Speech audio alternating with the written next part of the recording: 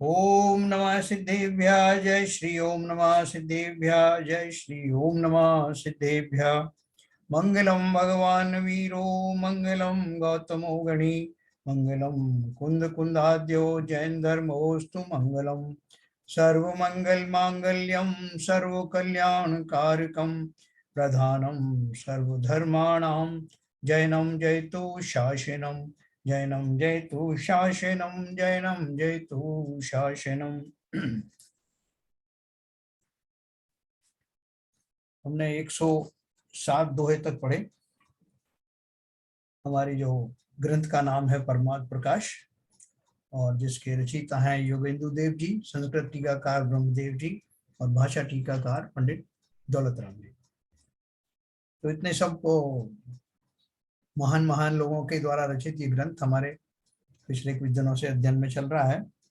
हमने अभी तक इसमें 107 दोहे पढ़े थे, तो 107 दोहे से हम आगे चलेंगे। अभी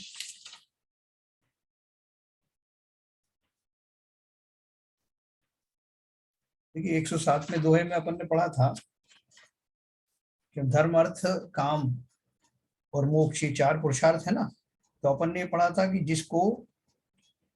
जिसके व्यवहार धर्म की भी कामना नहीं है, उसके अर्थ तथा काम की इच्छा कहाँ से होवे। धर्म अर्थ और काम में से अगर धर्म की ही कामना नहीं रही तो जो अर्थ यानी धन आदि कमाना है या बाकी सांसारिक जीवन जीना है और काम आदि की जो इच्छा है वो कहाँ से हो। वह आत्मज्ञानी सब अभिलाषाओं से रहित है, जिसके धर्म का भी परिग्रह नहीं है तो अन्य परिग्रह कहाँ से हो। इसलिए वह ज्ञानी परिग्रही नहीं है, केवल निज स्वरूप का जानने वाला ही होता है। और निज स्वरूप को जानने वाला परिग्रही तो हो नहीं सकता। तो इस तरह से हमने ये 107 वाला दोहा पढ़ा था। अभी मैं 108वां नंबर का दोहा पढ़ूंगा आपको। मैं आपको स्क्रीन शेयर करता हूँ।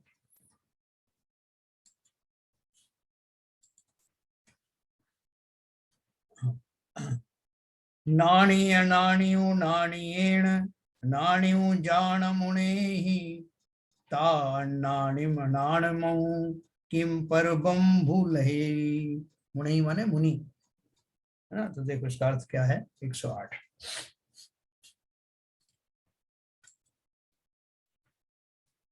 आगे ज्ञान से ही परब्रह्म की प्राप्ति होती है ऐसा कहते हैं। हे ज्ञानी, ज्ञानवान अपना आत्मा सम्य ज्ञान करके ज्ञान लक्षण वाले आत्मा को जब तक नहीं जानता तब तक अज्ञानी होने से ज्ञानमय अपने स्वरूप को क्या पा सकता है, कभी नहीं पा सकता है ना। क्या बताया। हे ज्ञानी, ज्ञानवान अपना आत्मा सम्यक ज्ञान करके ज्ञान लक्षण वाले आत्मा को जब तक नहीं जानता तब तक अज्ञानी होने से ज्ञानमय अपने स्वरूप को क्या पा सकता है, कभी नहीं पा सकता।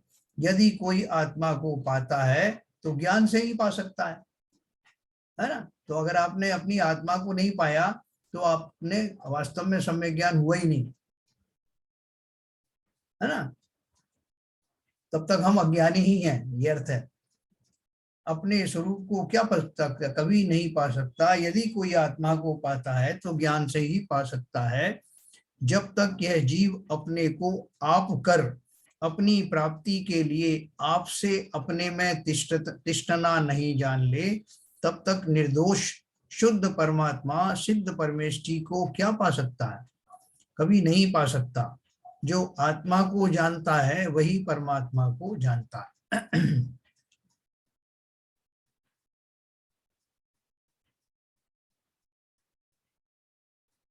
इस प्रकार प्रथम महास्थल में 4 दोहों में अंतर स्थल में ज्ञान का व्याख्यान किया है।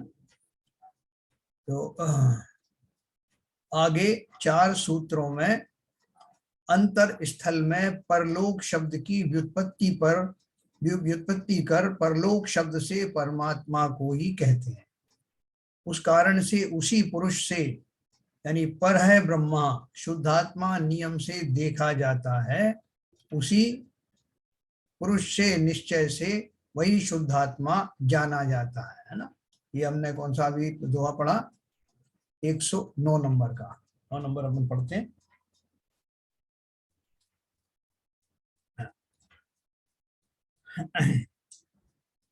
जो इज्जैति बंबु परु, जो इज्जैति बंबु परु, जान इज्जैतिम सोई, बंबु मुने विनु जेण लहु, गम इज्जै परलोई। देखिए क्या अर्थ है इसका, 109। इस प्रकार प्रथम महास्थल में 4 दोहों से अंतरस्थल में ज्ञान का व्याख्यान किया। आगे 4 सूत्रों में अंतरस्थल में परलोक शब्द की व्युत्पत्ति कर परलोक शब्द से परमात्मा को ही कहते हैं। उस कारण से उसी पुरुष से शुद्धात्मा नियम से देखा जाता है, उसी पुरुष से निश्चय से वही शुद्धात्मा जाना जाता है। किसके द्वारा? जो पुरुष जिस कारण अपना स्वरूप जानकर परमात्म तत्व में शीघ्र ही प्राप्त होता है। देखो भावार्थ में समझाएंगे आपको।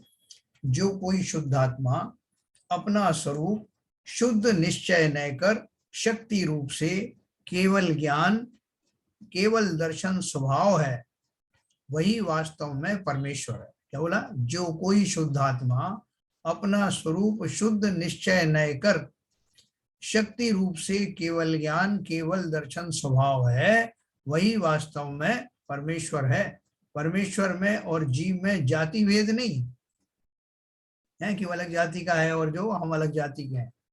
जब तक कर्मों से बंधा हुआ है तब तक संसार में भ्रमण करता है। सूक्ष्म बादर एकेंद्रीय आदि जीवों के शरीर में जुदा जुदा तिष्ठता है, और जब कर्मों से रहित हो जाता है तब सिद्ध कहलाता है। अलग अलग शरीरों में रहता है ना, और जब सिद्ध हो गया, शुद्ध हो गया, कर्मों से रहित हो गया तो सिद्ध हो गया। संसार अवस्था में शक्ति रूप परमात्मा है और सिद्ध अवस्था में व्यक्ति रूप परमात्मा है। व्यक्ति का मतलब जो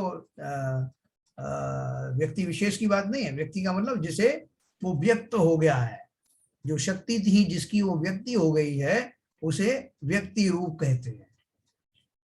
तो संसार अवस्था में शक्ति रूप परमात्मा है और सिद्ध अवस्था में व्यक्ति रूप परमात्मा है, अर्थात जिसकी शक्ति पूर्ण रूप से साकार हो गई है। यही आत्मा परम ब्रह्म परम विष्णु परम शिव शक्ति रूप है, और प्रकट रूप से भगवान अरहंत अथवा मुक्ति को प्राप्त हुए सिद्धात्मा ही परम ब्रह्मा परम विष्णु परम शिव कहे जाते हैं। यह निश्चय से जानो। ठीक है ना? ऐसा कहने से अन्य कोई भी कल्पना किया हुआ जगत में व्यापक परम ब्रह्म परम विष्णु परम शिव नहीं है। जो कुछ कहा जाता है वो किस अपेक्षा से कहा जाता है? या तो शक्ति रूप से कहा जाता है आत्मा को, जो शक्ति रूप से है, सभी जीवों में है, और प्रकट रूप से जो अरहंत होते हैं तो उनको भी इसी नाम से संबोधित किया जाता है। वही विष्णु है, वही शिव है। वो कोई सृष्टि, जैसे जैन सिद्धांत के अनुसार वो जो अरहंत है वो सृष्टि के कर्ता नहीं है, सृष्टि के पालनहार भी नहीं है, सृष्टि को नष्ट करने वाले भी नहीं है। जैसे वो वहां बोलते हैं ना, विष्णु ब्रह्मा विष्णु महेश, विष्णु ने जो है इसको बनाया सृष्टि को, और ब्रह्मा उसका परिचालन करते हैं, ऑपरेट करते हैं, और विष्णु महेश जो है, शंकर जी जो है, जब वो नाराज हो जाते हैं तो उसका विध्वंस भी कर देते हैं। तो हमारे यहाँ इस तरह का कोई कल्पना नहीं की गई है।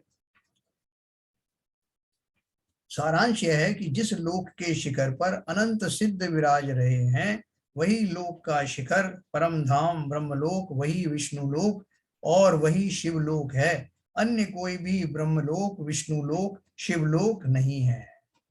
जैसे बोलते ना कि वो विष्णु भगवान जो है अपनी सैया के ऊपर में पड़े हुए हैं क्षीर समुद्र में, और वो लक्ष्मी जी उनके पैर दबा रही हैं, वो जो आपने देखा होगा रूप, तो ऐसा वो वैकुंठ धाम उसको बताते हैं, और ऐसा हमारे यहाँ नहीं बताया है। सारांश ये है कि जिस लोक के शिखर पर अनंत सिद्ध विराज रहे हैं, वही लोक का शिखर परम धाम ब्रह्मलोक है, वही विष्णु लोक है और वही शिवलोक है। अन्य कोई भी ब्रह्मलोक विष्णु लोक शिवलोक नहीं है। ये सब निर्वाण क्षेत्र के नाम हैं, और ब्रह्मा विष्णु शिव ये सब सिद्ध परमेष्ठी के नाम हैं। निर्वाण क्षेत्र के नाम कौन से हैं? निर्वाण क्षेत्र मतलब जो निर्वाण क्षेत्र कौन सा है? निर्वाण होने के बाद में जहां आत्माएं विराजमान हो रही हैं उसकी बात हो रही है ना। ये लौकिक संसार नहीं कि जहां से मोक्ष गमन किया उसकी बात नहीं हो रही, जहां विराजते हैं उनकी बात है ना। इसलिए उन्होंने बोला ये सब निर्वाण क्षेत्र के नाम हैं, और ब्रह्मा विष्णु शिव ये सब सिद्ध परमेष्ठी के नाम हैं। भगवान तो व्यक्तिगत व्यक्ति रूप परमात्मा है। व्यक्ति रूप माने जिन्होंने वो प्रकट कर ली अपनी आत्मदशा को, जो उनकी जो वास्तविक जो दशा है, जैसा उसका स्वरूप है वैसा ही पर्याय में प्रकट कर लिया है। तथा यह जीव शक्ति रूप परमात्मा है। शक्ति रूप परमात्मा था, और समस्त समस्त जीव ही शक्ति रूप से परमात्मा है। लेकिन ये जो भगवान बन गया है ये व्यक्ति रूप परमात्मा है जिसने व्यक्त कर लिया। इसमें संदेह नहीं है, जितने भगवान के नाम हैं उतने सब शक्ति रूप इस जीव के ही नाम हैं। जितने भगवान के नाम हैं वो उतने सब शक्ति रूप इस जीव के ही नाम है, क्योंकि यही व्यक्ति करता है। यह जीव ही शुद्ध निश्चय कर शुद्ध नय कर भगवान है। अपन बोलते हैं ना कि चींटी में भी एक सिद्ध स्वरूपी आत्मा के दर्शन करो, तो कहाँ से करें दर्शन? दर्शन इसलिए करो कि उसमें वो शक्ति रूप से वैसे ही आत्म तत्व विद्यमान है। आगे ऐसा कहते हैं, 110 नंबर का पढ़ेंगे अपन।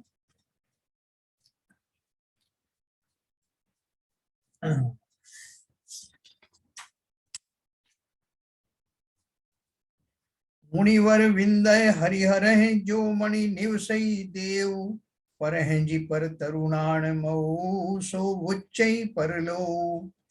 110 में क्या लिखा है? आगे ऐसा कहते हैं कि भगवान का ही नाम परलोक है। जो आत्मदेव मुनीश्वरों के समूह के तथा इंद्र व वासुदेव रुद्रों के चित्त में बस रहा है, वह उत्कृष्ट से भी उत्कृष्ट ज्ञानमयी परलोक कहा जाता है। क्या बोला उन्होंने? जो आत्मदेव मुनीश्वरों के समूह के तथा इंद्र व वासुदेव और रुद्रों के चित्त में बस रहा है, वह उत्कृष्ट से भी उत्कृष्ट ज्ञानमयी परलोक कहा जाता है ना। जिस आत्मा की बात कर रहे हैं कि वो जो आत्मा है जो सबका लक्ष्य है, सबका जो विषय है, सबका जो आराधने योग्य जो वस्तु है, वो ऐसा आत्मा, ऐसा उत्कृष्ट आत्मा वो स्वयं ही ज्ञानमयी परलोक है। क्यों कहा परलोक, ये बताएंगे। देखो परलोक शब्द का अर्थ ऐसा है कि पर अर्थात उत्कृष्ट वीतराग चिदानंद शुद्ध स्वभाव आत्मा, उसका लोक अर्थात अवलोकन निर्विकल्प समाधि में अनुभवना, वह परलोक है। पर अर्थात उत्कृष्ट वीतराग चिदानंद शुद्ध स्वभाव आत्मा, उसका लोक अर्थात अवलोकन निर्विकल्प समाधि में अनुभवना, वह परलोक है। अथवा जिसके परमात्म स्वरूप में या केवल ज्ञान में जीवादि पदार्थ देखे जावें, इसलिए उस परमात्मा का नाम परलोक है। क्योंकि वो जब तक वो उस अवस्था को प्राप्त नहीं करता तब तक वो जो दशा है उसको हम परलोक नहीं कहते। तो परलोक की परिभाषा उन्होंने वो करी है कि ऐसे लोक का साक्षात्कार, ऐसे लोक का अवलोकन जो पहले कभी हुआ नहीं। तो इन्होंने परलोक का अर्थ उन्होंने क्या बताया कि जिसके परमात्म स्वरूप में या केवल ज्ञान में जीवादि पदार्थ देखे जावें, ऐसा लोक हमको अभी तक तो मिला नहीं। अर्थात ज्ञान की ऐसी अवस्था जिसमें ये सब देखा जावे, उस अवस्था को आज चूंकि इस लोक में नहीं है, जब वो मिल जाती है तो उस लोक को ही परलोक कहते हैं। यानी उस वाले परलोक का ही मेरे को लक्ष्य रहता है।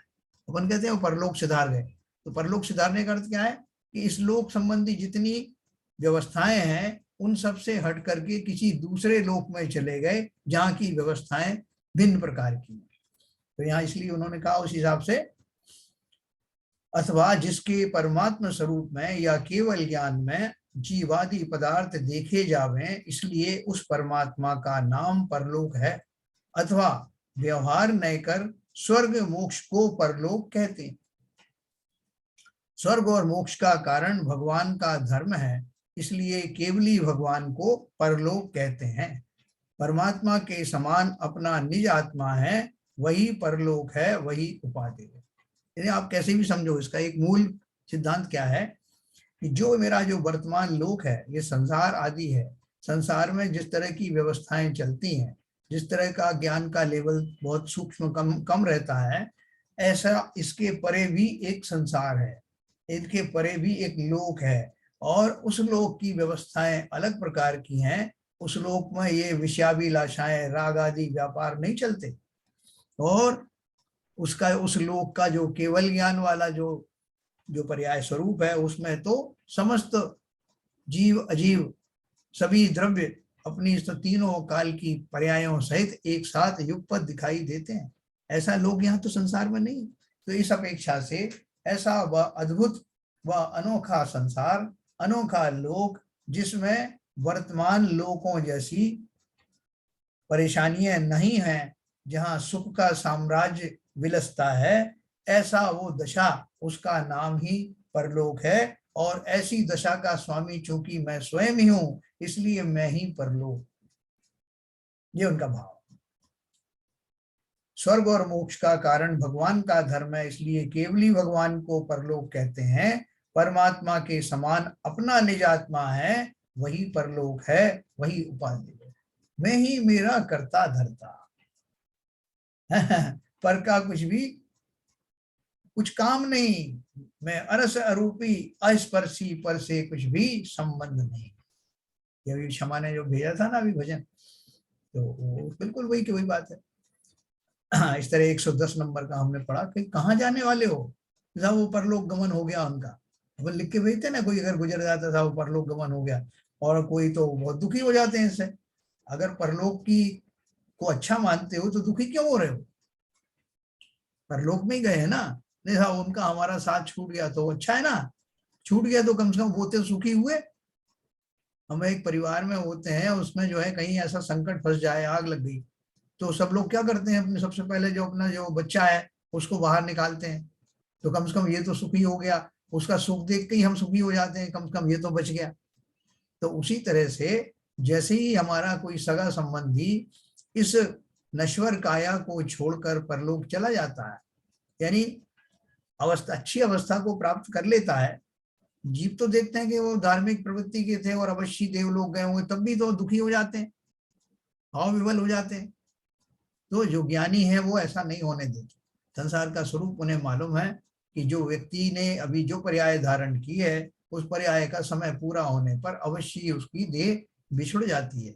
और वास्तव में वो परलोक नहीं होता, वो होता इसी संसार में है, जब तक कि उसका परमानेंटली देह ना छूट जाए या जो अनंत ना बन जाए, तब तक वो परलोक उसका क्या है, हमारे अपेक्षा से परलोक है कि हम जिस परिवार आदि में रह रहे थे, जिस अवस्था में हमने उसे देखा था, वो अवस्था उसकी छूट जाती है। तो ऐसा 110 हमने पढ़ा, अब 111 पढ़ेंगे। सो पर बुच्चई लो परु जसुमई तिथु बसे, जह मैं तही गई जी वह जी नी में जीर्ण हवे।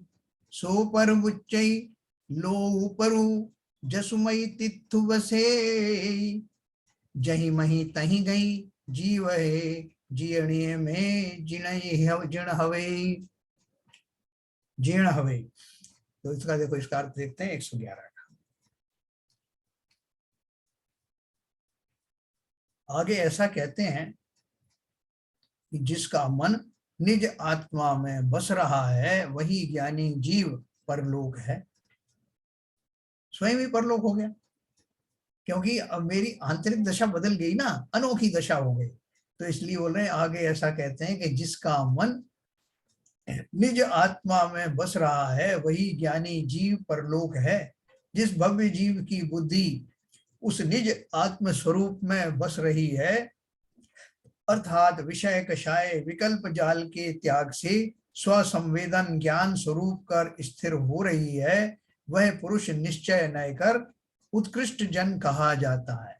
अर्थात जिसकी बुद्धि निज स्वरूप में ठहर रही है वही उत्तम जन है, क्योंकि जैसी बुद्धि होती है वैसी ही जीव की गति निश्चय कर होती है, ऐसा जिनवर देव ने कहा है। अर्थात शुद्धात्म स्वरूप में जिस जीव की बुद्धि होवे उसको वैसी ही गति होती है। ये तो अपन भी जान गए। जिन जीवों का मन निज वस्तु में है उनको निज पद की प्राप्ति अवश्य होती है, इसमें संदेह नहीं है। अपन देखते हैं ना कि जो प्रैक्टिकल लाइफ में देखते हैं कि जिसको जो गोल होता है वो उसमें प्रयत्न करता है, तो अपन बोलते हैं एक ना एक दिन ये अवश्य ही वो प्राप्त करेगा। कोई एक्टर बनना चाहता है तो वो शुरू से एक्टिंग वैक्टिंग करता है, एक्टर्स के साथ में रहता है, उनके फोटो आदि लगाता है, सारे टाइम उसी में उसकी मनस्थिति वही बनी रहती है, और एक ना एक दिन वो उसको किसी ना किसी रूप में हासिल कर लेता है। तो यहाँ वो कह रहे हैं कि जिन जीवों का मन निज वस्तु में है उनको निज पद की प्राप्ति होती है। संसार में भी अपन लोग कहते हैं कि तुम्हें जो बनना है, जो चाहना है, जैसा तुम चाहते हो वैसा ही बन जाते हो। उसी तरह का चिंतन तुम्हारा अगर चलता रहे तो जैसा चाहते हो वैसे ही बन जाते हो। तो ये पारमार्थिक दशा में भी ऐसे ही यही नियम लागू होता है। ऐसा जानकर भावार्थ में देखो क्या लिखा है, यदि आर्त ध्यान रौद्र ध्यान की अधीनता से अपने शुद्धात्मा की भावना से रहित हुआ रागादिक पर भावों स्वरूप परिणमन करता है तो वह दीर्घ संसारी होता है, और यदि निश्चय रत्नत्रय स्वरूप परमात्म तत्व में भावना करता है तो वह मोक्ष पाता है। ऐसा जानकर सब रागादि विकल्पों को त्याग कर उस परमात्म तत्व में ही भावना करना चाहिए, है ना। उन्होंने पूरा नियम बता दिया। यदि आर्द्र ध्यान रौद्र ध्यान की अधीनता से अपने शुद्धात्मा की भावना से रहित हुआ रागादिक पर भावों स्वरूप परिणमन करता है तो वह दीर्घ संसारी होता है। दीर्घ संसारी तो हम थे ना, अभी तक तो चल ही रहे थे, और अभी भी अगर हमने अभी ब्रेक नहीं लगाया तो हमारा दीर्घ संसार चलता रहेगा। और यदि निश्चय रत्नत्रय स्वरूप परमात्म तत्व में भावना करता है तो अवश्य ही मोक्ष पाता है। ऐसा जानकर सब रागादि विकल्पों को त्याग कर उस परमात्म तत्व में ही भावना करनी चाहिए। ठीक है, ऐसा 111 नंबर हमने पढ़ा, और पढ़ेंगे 112 नंबर।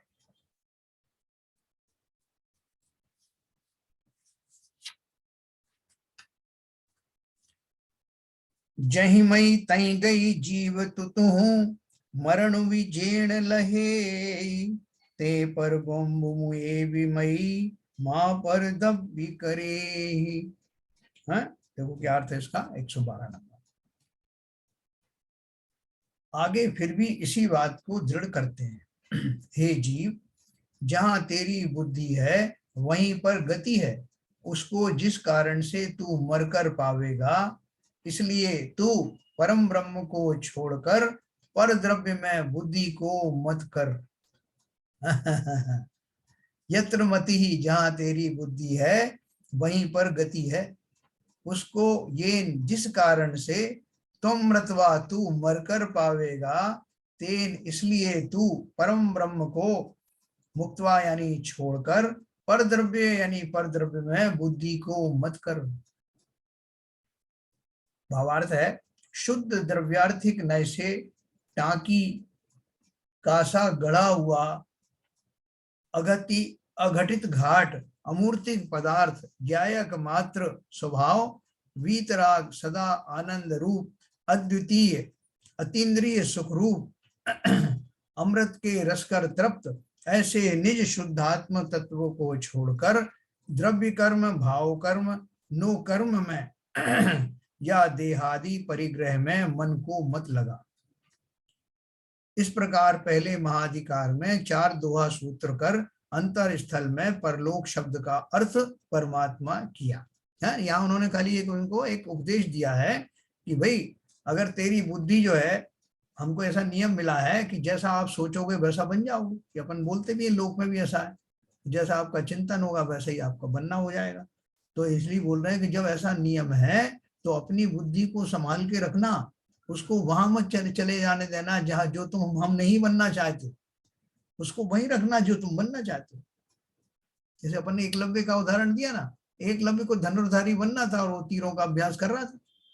अगर वो मान लो उसकी बुद्धि वहां उस काल में चली जाती कि मुझे तो खेती करना चाहिए, तो तीर चलाते समय भी उसका ध्यान कहाँ जाता कि वो अपने आप को देखता कि मैं हल चला रहा हूँ और मैं बीज बो रहा हूँ और मैं खेती कर रहा हूँ। ऐसे भावशाही धनुर्विद्या सिद्ध होती क्या? तो इसलिए जो जिसको बनना है वो उसी दिशा में अपने उपयोग को फोकस करे, केंद्रित करे। उसके अलावा कहीं मन भटक रहा हो तो उसको वहां जाने मत देना, है ना। ज्ञायक समूर्तिक पदार्थ, ज्ञायक मात्र स्वभाव, वीतराग, सदा आनंद रूप, अद्वितीय अतीन्द्रिय सुख रूप, अमृत के रस कर तृप्त, ऐसे निज शुद्धात्म तत्व को छोड़कर द्रव्य कर्म, भाव कर्म, नो कर्म में या देहादि परिग्रह में मन को मत लगा। देखो, हमें तो ये भी नहीं सोचना कि मेरे कौन कौन से कर्म बंध रहे हैं। अभी एक बार अपन ने जान लिया, ये कर्म रहस्य जान लिया कि कौन कौन से, मूल रूप से हमने जान लिया कि कैसे कैसे कर्मों का बंध होता है, कर्म रहस्य क्या है, कैसे भाव करने से कैसे कैसे बंद होते हैं, आश्रव होता है, बंद होता है। हमने 7 तत्वों का स्वरूप जान लिया। अब जानने के बाद में अपन उन कर्मों की छानबीन थोड़ी करेंगे, इंक्वायरी बिठा लेंगे कि साहब मैंने उस दिन ऐसा भाव किया था तो उसका क्या बंद हुआ और मैं कितने साल की सजा मिलेगी। ये सब करने की जरूरत कहाँ है। सीधा सीधा ये रहस्य जान लिया कि बुरे काम का बुरा नतीजा, और अब मैं बुरे की परिभाषा भी समझ गया, अच्छे की परिभाषा भी समझ गया, तो बहुत सतर्कता पूर्वक अपना कार्य करते हुए उन संकटों से मैं बच सकता हूँ।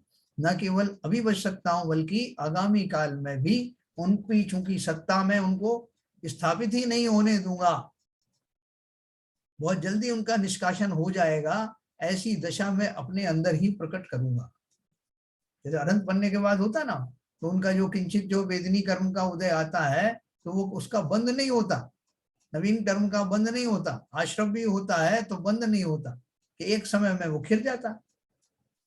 तो ऐसी दशा जब तक ना हो जाए तब तक मैं बहुत सतर्कता के साथ अपने कार्यों को अंजाम दूं, उनका संपादन करूं। ऐसा हमने 112 दिन लिखा ना, भाव कर्म नो कर्म देहादि परिग्रह में मन को मत लगा। अपन उनका स्वरूप जान गए ना तो सब वृथा है। वर्तमान भूमिका में अवश्य मैं उनका निर्वाह कर रहा हूँ।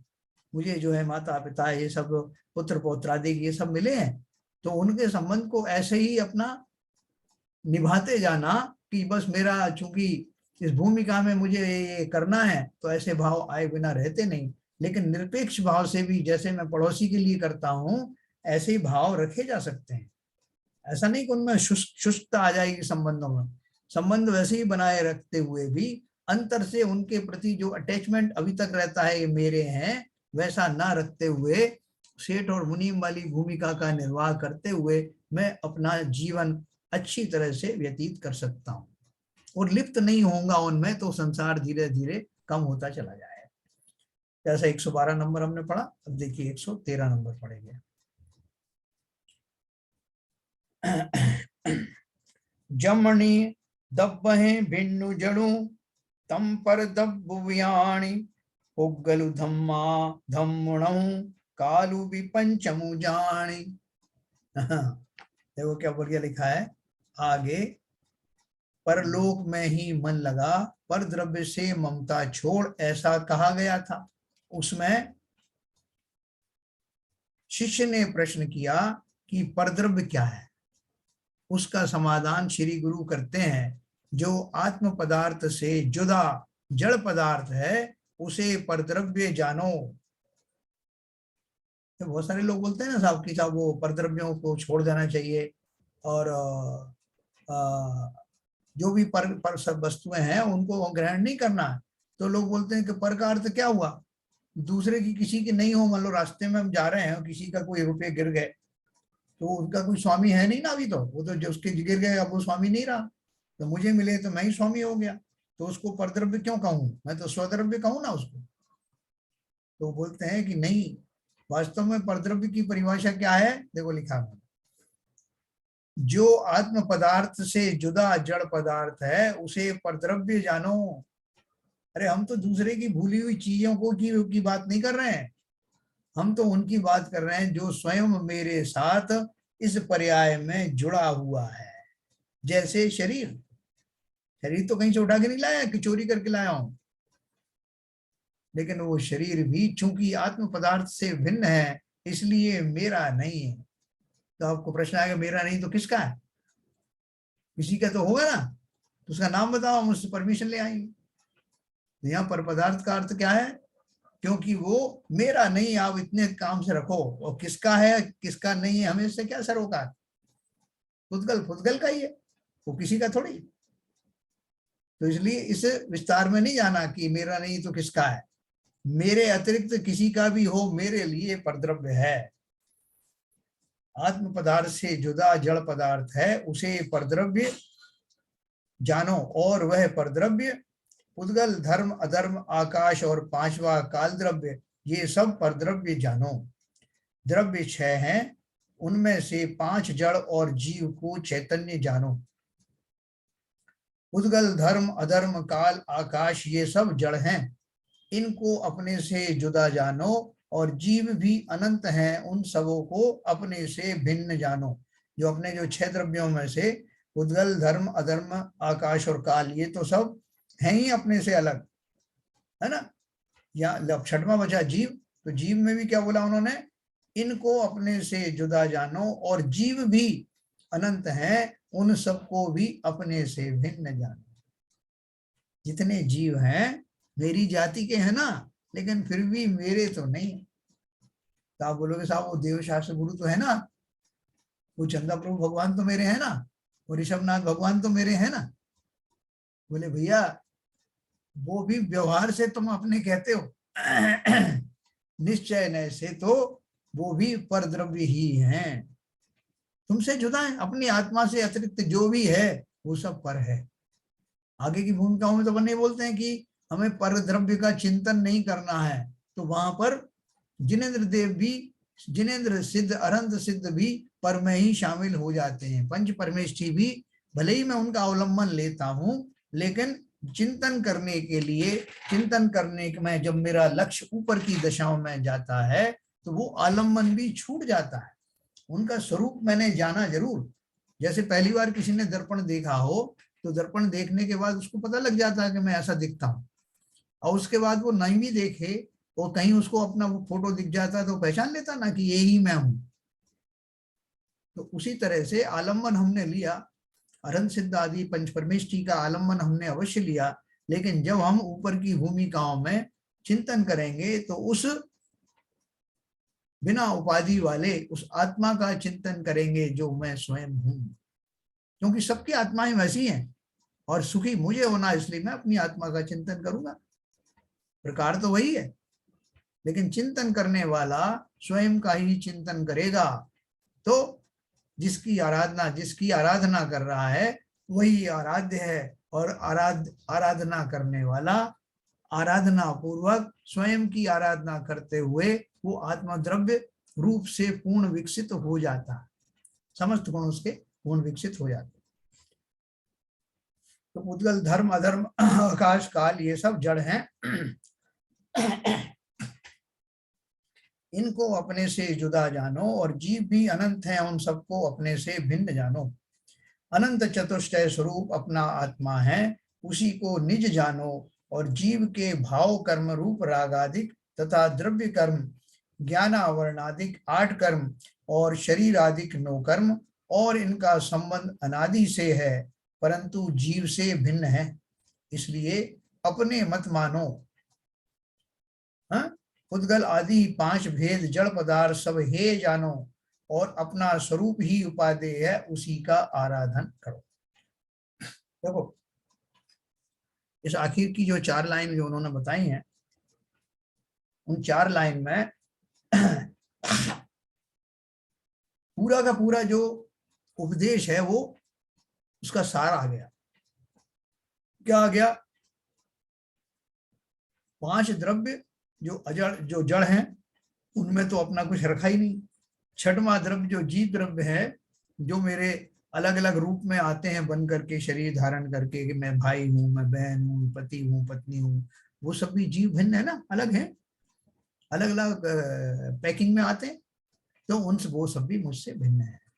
यहाँ तक कि देवशाद गुरु भी भिन्न है।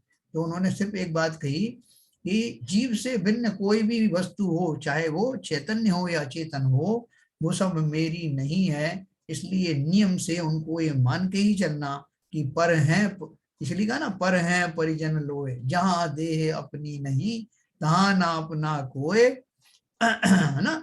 और घर संपत्ति पर प्रकट है, घर संपत्ति पर प्रकट है, प्रकट है मतलब पर, प्रकट है मतलब पराये रूप, प्रकट रूप से ही है, पराये मुझसे अलग हैं, जुदा हैं। पर हैं परिजन लोए, और जो परिजन आदि हैं वो भी पर हैं, लोए माने लोग। तो ये भाव हमारी जो 12 भावनाओं में दिया है ना, उसका सहारा लेकर के आगे बढ़ेंगे तो यही धर्म का सार है। ऐसे मैंने 113 पढ़ा, एक और पढ़ूंगा, 114 नंबर। जैणी विसद्दु कुवि करई, जैणी विसद्दु कुवि करई, परम पै अनुराव, अनुराव ने अनुराग, अग्नि कणी जिम कट्ठगिरी, ढाई असे सुवि पाओ। 114। देखो क्या लिखा है, बीच बीच में जो उनका अर्थ भी ब्रैकेट में लिखा है उन शब्दों का, आप थोड़ा ध्यान से देखेंगे तो वो भी दिखाई देगा आपको। शिष्य ने प्रश्न किया, 114 कहां गया, हाँ आगे, आगे एक अंतर मुहूर्त में कर्म जाल को वीतराग निर्विकल्प समाधि रूप अग्नि भस्म कर डालती है, ऐसी समाधि की सामर्थ्य है वही दिखाती है। देखो जिस समय मुनिराज जो है वो सम्यक दर्शन तो हो जाता है, उस समय उनका जो मोहिनी कर्म आदि है, उनकी जो है कुछ कर्मों की जो स्थिति है वो अंत कोड़ा कोड़ी काल की हो जाती, और उसके बाद भी लेकिन अंत कोड़ा कोड़ी भी बहुत होता है समय, तो वो सारा उनका जो उनके सत्ता में मौजूद रहता है। तो इतना सारे कर्मों के ढेर, और उनको एक अंतर मुहूर्त में भस्म कर देना है। जब अभी श्रेणी आरोहण कर रहे हैं वो मुनिराज, तो उनके भले ही अंत कोड़ा कोड़ी काल के सत्ता में कम अनुभाग वाले ही कर्म क्यों ना हो, है तो सत्ता में ना, तो और वो भी बहुत सारे हैं, अनादिकाल के हैं, और उनको निकालना है, और समय है आपके पास एक अंतर मुहूर्त। श्रेणी आरोहण होता है ना, भगवान बनना है तो इसलिए उन्होंने क्या कहा, आगे एक अंतर मुहूर्त में कर्म जाल को वीतराग निर्विकल्प समाधि रूप अग्नि भस्म कर डालती है, ऐसी समाधि की सामर्थ्य है वही दिखाते हैं। जो आधे निमेष मात्र भी कोई परमात्मा में प्रीति को करे, तो जैसे अग्नि की कणी काठ के पहाड़ को भस्म कर देती है, उसी तरह सभी पापों का भस्म कर डाले। भगवान दिया है, रिद्धि का गर्व, रसायन का गर्व अर्थात पारा वगैरह आदि धातुओं के भस्म करने का मद, अथवा नौ रस के जानने का गर्व, कवि कला का मद, वाद में जीतने का मद, शास्त्र की टीका बनाने का मद, शास्त्र के व्याख्यान करने का मद, ये 4 तरह का शब्द गौरव, गौरव स्वरूप इत्यादि अनेक विकल्प जालों का त्याग रूप प्रचंड पवन उससे प्रज्वलित हुई, जो निज शुद्धात्म तत्व के ध्यान रूप अग्नि की कणी है,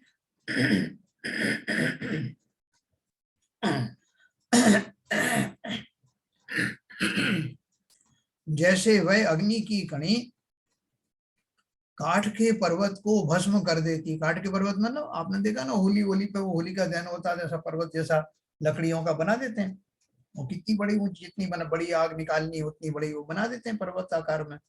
तो और एक जरा सी अग्नि की कण, एक छोटी सी अग्नि उसमें लगाई और पूरा जो है वो दहन शुरू हो जाता है ईंधन का, अग्नि के रूप में। जितना जितना ईंधन होगा उतनी जितनी तेज आग दिखाई देगी, और जिससे लगी किससे, एक चिंगारी से। अपन गैस स्टोव जलाते हैं तो जरा सा लाइटर की एक, उसमें से एक किरण निकलती है और वो आग जल जाती।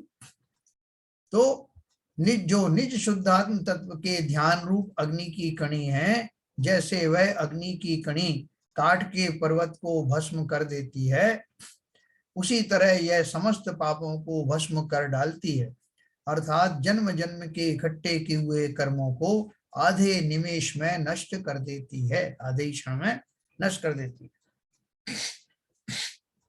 ऐसी शुद्ध आत्म ध्यान की सामर्थ्य जानकर उसी ध्यान की ही भावना सदा करना चाहिए। डरने की जरूरत नहीं। जिस क्षण में भावलिंगी संत बन करके और उस निर्विकल्प समाधि में, जिसका स्वरूप बताया है कि अपने समस्त उपयोग को एक जगह इकट्ठा करके स्व में लगा करके स्व का संवेदन करता हूं, तो कर्मों के पहाड़ों में आग लग जाती है। और वो आग कैसी होती है कि वो अंतर्मूर्त के समय में ही सारे कर्मों को भस्मीभूत कर देती, और निखर आता हूं मैं अरहंत के रूप में, निखर आता हूं मैं भगवान के रूप में, निखर आता हूं मैं त्रिलोकी का स्वामी बनकर। तो ऐसा जो परम शुद्ध दशा है जो प्रकट होती है मात्र मेरे ध्यानस्थ होने से, वीतराग शुद्धात्मा जो है ना, निर्विकल्प समाधि में ध्यान करते ही उस आत्मा का साक्षात्कार होता है, और साक्षात्कार होने से पहले कर्मों के पहाड़ भस्मीभूत हो जाते हैं। हम सब में भी वही सामर्थ्य है, मात्र दो चीजों की आवश्यकता है। एक तो इस विश्वास का कि वास्तव में ऐसा ही है जैसा जिनेंद्र देव ने कहा, दूसरा मैं ही वो साधक हूं जो इस कार्य को अंजाम में ला सकता हूं, और तीसरा ये कि निश्चित ही उस दशा को प्राप्त करने की सामर्थ्य मुझ में सदा काल बनी रहती है। पर्याय जैसी, पर्याय का थोड़ा सा जरूर वो निमित्त मिलता है, लेकिन शक्ति रूप से तो सदा काल ही वो सामर्थ्य मेरे अंदर में बना रहता है। उस सामर्थ्य का उपभोग करूं, उपयोग करूं, पूर्ण रूप से अपने उस सामर्थ्य में अपने आप को लगा दूं, परिणाम स्वरूप प्रकट होने वाला पुरुषार्थ अवश्य ही मुझे उस दिशा में ले जाएगा जहां अनंत सिद्ध राशि विद्यमान। तो हम सब इस दिशा में प्रयत्नशील हों। समय हो गया है, जिनवाणी स्तुति करें।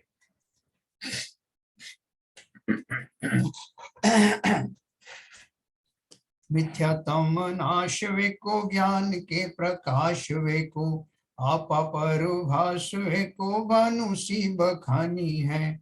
छाहों द्रव्य जान वे को, बंध विधि भान वे को, स्वरूपी छान वे को, परम प्रमानी है। अनुभव बताए वे को, जीव के जताए वे को, काहू न सताए वे को, भव्य और आनी है। जहाँ तहाँ तार वे को, पार के उतार वे को, सुख विस्तार वे को, यही जिनवाणी है। हे जिनवाणी भारती तो जपू दिन रैन, जो तेरी शरणा गए सो पावे सुख चैन। जावाणी के ज्ञान ते सूझे लोकालोक, सो वाणी मस्तक धरूं सदा दे तू धो। जिनवाणी माता की जय।